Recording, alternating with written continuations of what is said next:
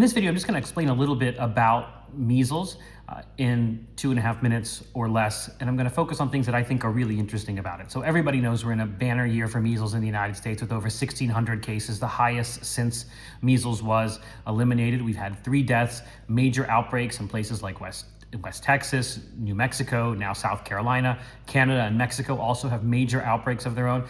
And I want to really just give people a few facts about this. So measles is an airborne disease. It is one of the most contagious infectious diseases that we know about. One person might infect 10 to 15 other people if they're not vaccinated. And measles is not this benign disease. 1 in 5 individuals end up hospitalized, 1 in 20 with pneumonia. 1 in 1,000 may have a brain infection, and 1 in 1,000 might die. And indeed, we've had 3 deaths in the United States this year.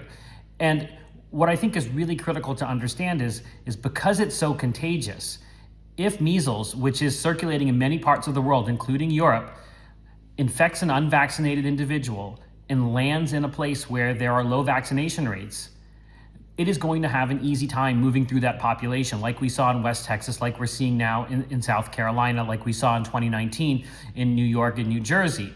So the higher the immunity is in a population, the less likely the virus is going to find it hospitable to spread. And one of my pet peeves is when people say, oh, well, only 3 people died, as if 1 in 5 people being hospitalized, 1 in 20 getting pneumonia means nothing. And the fact is those 3 deaths are completely preventable through the safe and effective vaccine that's been around since the 1960s. And I also don't like the fact that we're backsliding. So if measles was okay for our great-grandparents, it should be okay for us now. Civilization is a process of moving forward to not accept the standards of the past. And I think that's this kind of leitmotif to people who think that, oh, measles is not this big of a deal because our great-grandparents dealt with it all the time. But they dealt with lots of bad things that we wouldn't want to deal with now, and that's what science and technology have delivered us.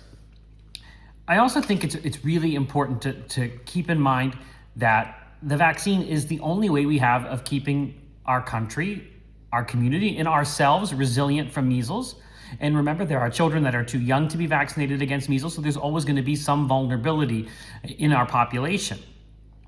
The other point I wanted to make is that there is no specific treatment for measles. You might have heard a little bit about vitamin A. Vitamin A only has a role if you're vitamin A deficient, and we don't really have vitamin A deficiency in the United States. So it's really about making sure children are vaccinated against measles to keep everyone resilient, including the child themselves, from what was a deadly disease. Happy to take requests on any other videos that you might want me to do. Thanks.